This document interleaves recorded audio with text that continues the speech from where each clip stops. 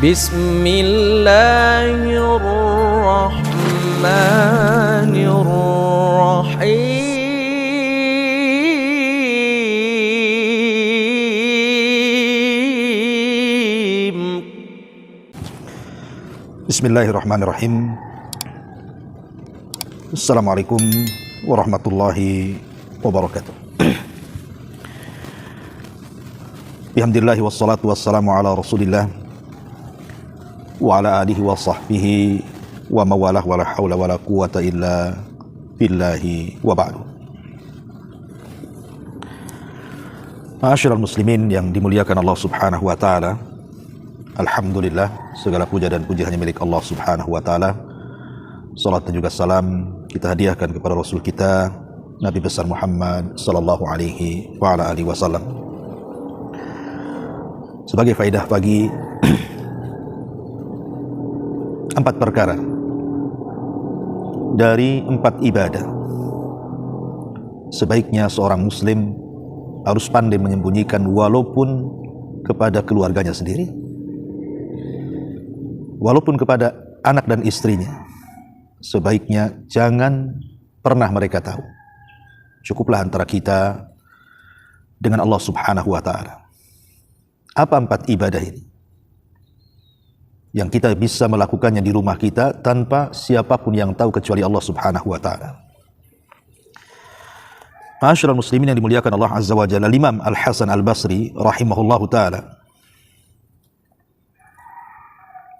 pernah mengatakan, laqad adrakna aqwaman ma kana 'alal ardi min 'amalin yaqdiruna an ya'maluhu fi sirri fayakunu 'alaniyatan abada. Sungguh aku mendapati sebuah kaum yang ada di permukaan bumi ini. Mereka mengamalkan sebuah amalan yang mereka sanggup sebenarnya untuk menyembunyikannya, tapi justru kemudian mereka malah mengiklankannya kepada manusia. Itu dikatakan Imam Hasan Al-Basri di zaman para tabi'in, zaman keemasan, zaman terbaik setelah Rasul dan para sahabatnya. Tapi ada kaum-kaum yang seperti ini yang ditemui oleh Imam Hasan Al-Basri rahimahullahu ta'ala. Bagaimana hari ini? Maka kita katakan musibah alal musibah, musibah di atas musibah. Betapa banyak orang-orang yang mereka cenderung untuk menampakkan amalan mereka. Kalau mereka ingin bersedekah, kalau bisa sedekahnya ditampakkan kepada manusia. Kalau mereka hendak salat, kalau bisa semua manusia tahu tentang salatnya, tahu tentang hajinya, tahu tentang zakatnya, tahu tentang sedekah mereka. Bahkan puasa sendiri, kalau bisa semua orang tahu bahwa dia sedang berpuasa. Hampir tidak ada amalan besar atau amalan kecil kalau bisa ada pujian manusia. Na'udzubillah, thumma na'udzubillah. Ma'asyiral muslimin yang dimuliakan Allah Subhanahu wa ta'ala. Nabi sallallahu alaihi wasallam pernah mengatakan ketika bicara soal keutamaan amalan yang disembunyikan. Apa kata Nabi sallallahu alaihi wasallam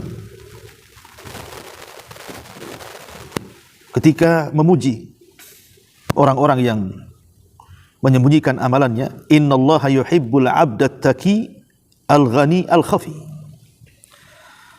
Sesungguhnya Allah Subhanahu wa ta'ala sangat senang melihat hambanya yang bertakwa dan selalu menyembunyikan amalannya. Lihat di antara min asbab hubbillah alaina, di antara sebab Allah Subhanahu wa ta'ala mencintai kita adalah ketika kita pandai menyembunyikan amalan kita. Makanya Nabi sallallahu alaihi wasallam sampai mengatakan, barang siapa yang hendak di antara kalian memiliki amalan yang bisa dirahasiakan, yang tahu hanya Anda dengan Allah, maka lakukan. Karena orang yang berusaha untuk menyembunyikan amalan itu, pertama, sidqul iman, menunjukkan jujurnya iman tersebut. Karena ketika Nabi SAW ditanya tentang martabatul ihsan, Nabi SAW mengatakan, "Anta'budallah ka'annaka tarah fa illam takun tarahu fa innahu yarak." Beribadalah kepada Allah seolah-olah engkau melihat Allah, kalaupun tidak yakini Allah melihat kita. Walaupun kita hanya bersendirian melakukan ibadah kepada Allah Azza wa Jalla, ingat Allah tahu. Tidak mungkin Allah tidak tahu. Dan itu bentuk sidqul iman. Bagaimana jujurnya iman kita kepada Allah Subhanahu wa taala, hanya mempersembahkan ibadah kepada Allah Subhanahu wa taala semata. Yang kedua, ab'ad minar riya. Ketika kita berusaha untuk menyembunyikan amal kita ini, maka kita akan terjauh dari dosa yang ditakuti Nabi SAW, riya, yang terkadang datangnya kepada kita seperti semut hitam di batu yang sangat licin dan berwarna hitam di kegelapan malam. Tahu-tahu hadir, tahu-tahu ada. Ma'asyiral muslimin yang dimuliakan Allah Subhanahu wa taala, karena riya ini membahayakan amal kita. Bagaimana Nabi SAW ketika menceritakan orang-orang yang memiliki amalan besar di dunia, seperti orang yang bersedekah miliaran, orang yang berjihad sampai mati syahid, orang yang memiliki ilmu pengetahuan yang menjadi ulama besar, didatangkan di hadapan Allah Subhanahu wa taala, tiga-tiganya ditolak, bahkan diseret ke dalam neraka. Bahkan mereka orang yang pertama kali yang merasakan sentuhan api neraka. Apa penyebabnya? Bukankah secara lahiriah mereka baik? Yang satu ahli sedekah, yang satu ahli ilmu, yang satu ahli jihad. Rupanya yang menyebabkan ibadah mereka tertolak karena riya. Dikatakan kepada orang-orang yang bersedekah, apa yang kau lakukan di dunia? Dia mengatakan, aku bersedekah karenamu ya Rabb. Maka Allah mengatakan, kadzabta, dusta kamu. Engkau bersedekah supaya manusia menganggap engkau ini seorang dermawan. Yang satunya supaya engkau dirasa manusia sebagai pemberani, seorang mujahid. Yang satunya supaya manusia mengatakan anda ini seorang qari, pembaca Quran, seorang alim. Na'udzubillah. Ma'asyiral muslimin yang dimuliakan Allah Azza wa Jalla.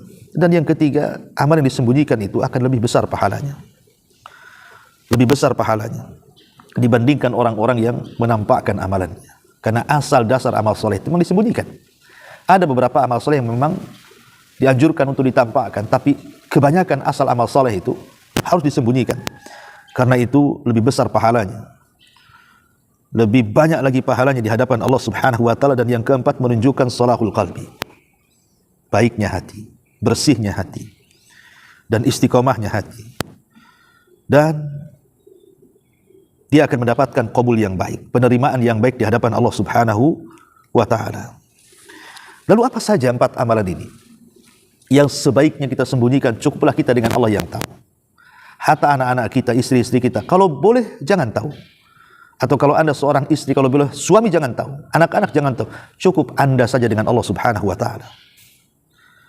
Sebagaimana dalam keluarga ada perkara-perkara dunia yang terkadang sesama pasangan tidak tahu. Seperti mamanya, suami punya uang, dia pandai menyembunyikan uangnya, istri tidak tahu.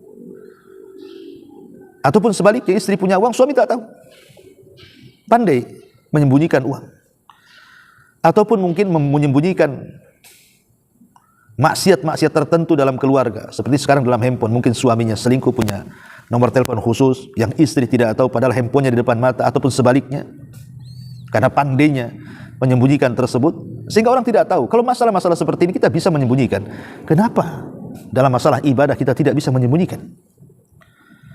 Padahal Nabi SAW pernah mengatakan, nanti pada hari kiamat ada orang-orang yang datang menghadap Allah Azza wa Jal membawa pahala sebesar gunung Tihama, tapi dihancurkan oleh Allah Azza wa Jal karena maksiat yang dilakukan secara tidak terang-terangan. Ma'asyiral muslimin yang dimuliakan Allah Azza wa Jal, yang pertama, ibadah yang sebaiknya tidak ada yang tahu kecuali kita dengan Allah Azza wa Jal. Sampai pun kepada keluarga kita, kalau bisa jangan tahu. Pertama, shadaqatus sir, sedekah yang disembunyikan. Ketika Nabi SAW bicara soal 7 kelompok yang akan mendapatkan naungan di hari yang tidak ada naungan kecuali naungan Allah, sab'atun yudhilluhumullahu yauma la dhilla illa dhilluh. 7 kelompok yang akan mendapatkan naungan di hari yang tidak ada naungan kecuali naungan Allah. Maka Nabi SAW mengatakan salah satunya, wa rajulun tasaddaqa bi sadaqatin fa akhfaha hatta la ta'lamu shimaluhu ma tunfiqu yaminuhu. Wa rajulun dzakarallaha khalian fa fadat aina. Seorang laki-laki yang bersedekah dengan sedekah, di mana ketika tangan kanannya bersedekah, tangan kiri tak tahu. Hatta sebagian anggota badan kita tidak tahu yang dilakukan sebagian yang lainnya, apalagi orang-orang yang di luar anggota badan kita. Karena sedekahus sir, sedekah yang disembunyikan ini adalah amalan yang luar biasa yang bisa mencegah kemurkaan Allah Subhanahu wa taala. Kata Rasul, sedekahus sir tudfi'u ghadab Rabb. Sedekah yang tidak terang-terangan itu bisa memadamkan kemurkaan Allah Subhanahu wa taala. Dahulu ada seorang alim namanya Ali bin Husain bin Ali, atau dikenal dengan Zainul Abidin. Apabila datang di sepertiga malam, maka dia mengais atau menggendong gandumnya dari rumahnya, kemudian membagi-bagi dan meletakkan di rumah fuqara Madinah. Sehingga keesokan harinya orang-orang fakir kalau membuka pintu sudah ada gandum. Dan ditulis, ini untuk kamu, ini sedekah saya. Tapi tidak disebutkan siapa yang memberikan sedekah itu. Setiap pagi. Sehingga bertahun-tahun fuqara Madinah, orang-orang fakir Madinah tidak merasa kekurangan makanan. Karena sudah disiapkan oleh Ali bin Husain, atau dikenal dengan Zainul Abidin. Ketika dia meninggal dunia, tiba-tiba makanan itu hilang di rumah-rumah fuqara wal masakin. Barulah orang paham siapa yang selama ini bersedekah kepada mereka. Begitulah amalus salaf, amalan orang-orang salaf. Sekarang tidak. Betapa banyak orang-orang yang ketika menyumbang masjid, yayasan, pesantren, atau apa namanya, nama dia harus dicantumkan di situ. Kalau bisa disebarkan, kalau bisa diumumkan. Untuk apa? Ya. Cukuplah Allah Subhanahu wa taala yang tahu antara kita dengan Allah Subhanahu wa taala, yang akan membalas kita Allah. Tapi kalau Anda sudah meminta balasan kepada manusia, maka nanti pada hari kiamat Allah akan katakan, idhabu, pergilah kalian, ambil balasan kepada orang-orang yang kau buat riya ketika di dunia. Kau tidak akan dapat apa-apa. Ma'asyiral muslimin yang dimuliakan Allah Azza wa Jalla, maka bersedekahlah. Kalau bisa keluarga tidak tahu, cukuplah Anda dengan Allah Subhanahu wa taala yang tahu. Itulah sedekahus sir. Ma'asyiral muslimin yang dimuliakan Allah Azza wa Jalla. Yang kedua, salatun nafilah. Salat sunnah berupa qiyamul lail. Kita tahu bahwa qiyamul lail adalah ibadah yang paling mulia setelah salat fardu. Ibadah yang paling mulia setelah salat fardu. Nabi pernah mengatakan, alaikum bi qiyamil laili fa innahu da'bus salihin. Da'bus salihina qablakum. Wa inna qiyamal laili qurbatun ilallah wa minhatun 'anil itsmi wa takfirun lis sayyiati wa matradatun lid-da'i 'anil jasadi. Kata Nabi sallallahu alaihi wasallam, kalian harus tetap melaksanakan qiyamul lail, karena itu kebiasaan orang-orang saleh sebelum kalian. Karena qiyamul lail itu bisa mendekatkan kepada Allah Subhanahu wa taala, bisa menghapuskan dosa, menghapuskan kesalahan-kesalahan, bahkan menghilangkan penyakit dalam jasad. Lihat bagaimana keutamaannya, luar biasa. Makanya dahulu para ulama salaf, ada yang mereka melaksanakan qiyamul lail, keluarganya tidak tahu. Dia pura-pura bangun saat keluarganya sedang tidur, kemudian mengambil air wudu, kemudian salat. Kemudian setelah salat, dia balik lagi ke tempat tidurnya, kemudian sama-sama bangun di waktu subuh, seolah-olah dia tidak pernah melaksanakan qiyamul lail, padahal dia sedang melaksanakan qiyamul lail. Dan itu juga disebutkan banyak sekali kisah-kisah bagaimana para ulama salaf mereka menyembunyikan amal saleh berupa qiyamul lail yang tidak ada yang tahu kecuali dia dengan Allah Subhanahu wa taala. Tatajafa junubuhum 'anil madaji'i yad'una rabbahum khaufan wa tama'a. Mereka, lambung-lambung mereka jauh dari tempat tidur mereka karena mereka senantiasa qiyamul lail, berdoa dengan penuh harap dan takut kepada Allah Subhanahu wa taala. Ma'asyiral muslimin yang dimuliakan Allah Azza wa Jalla. Kemudian yang ketiga, asyam, puasa sunnah atau puasa. Dahulu ada ulama salaf namanya Amr ibn Hindi rahimahullahu ta'ala. Dia seorang tajir, seorang pedagang di pasar. Jadi kalau berangkat dari keluarganya, dia membawa bekal. Maksudnya untuk sarapan. Tapi di tengah jalan bekal itu dia berikan kepada orang fakir. Karena dia sedang berpuasa. Jadi keluarganya tidak tahu kalau dia sedang berpuasa. Kemudian ketika pulang sore menjelang maghrib, dia pun pulang. Kemudian dia meminta makanan. Ainal asya, mana makanan sore, makanan malam. Ketika datang waktu maghrib dia makan. Jadi sangkanya itu adalah kebiasaan dia makan 2 kali, pagi dengan petang kan begitu. Dan bertahun-tahun keluarganya tidak tahu kalau dia sedang berpuasa. Luar biasa bagaimana para ulama salaf menyembunyikan ibadah mereka. Ya, karena mereka paham kullu amal ibni adam lahu, qala ta'ala illa siyam fa innahu li wa ana azzibihi. Setiap anak Adam itu, atau setiap amalan anak Adam itu diberikan langsung kepada Allah kecuali puasa. Maksudnya pahalanya jelas nominalnya, kecuali puasa, kata Rasul. Karena puasa itu milikku, kata Allah. Dalam hadis qudsi, puasa itu milikku, kata Allah, dan aku yang akan membalasnya. Kemudian yang terakhir, adzikr wa doa. Zikir dan juga doa. Cukuplah kita dengan Allah yang tahu. Sabaqal mufarridun. Telah mendahului kita al-mufarridun. Kemana? Ke surga. Siapa mufarrid itu? Orang yang menyendiri itu. Adzakirun Allah katsira wa dzakirat. Orang-orang yang senantiasa berzikir, baik laki-laki atau perempuan. Mereka adalah orang-orang yang berzikir yang tidak ada yang tahu kecuali Allah Subhanahu wa taala. Keluarganya tidak tahu kalau dia terus beristighfar, bertahmid, bertahlil, bertakbir. Cukuplah Allah Subhanahu wa taala yang tahu. Ma'asyiral muslimin yang dimuliakan Allah Azza wa Jalla. Dari sini jadilah hamba-hamba yang senantiasa menyembunyikan amalannya. Karena ketika kita pandai menyembunyikan dosa kita, kenapa kita tidak pandai menyembunyikan amal kebaikan kita? Makanya kata para ulama, takutlah akan dosa yang disebutkan dalam hadis Nabi SAW yang tadi saya katakan, ada orang yang datang menghadap Allah membawa pahala sebesar gunung Tihama, kemudian dihancurkan dengan maksiat yang tidak terang-terangan. Maka ketika satu hari kita melaksanakan maksiat yang tidak ada yang tahu kecuali Allah, lakukan hal yang sama, lakukan ibadah yang tidak ada yang tahu kecuali Allah Subhanahu wa taala.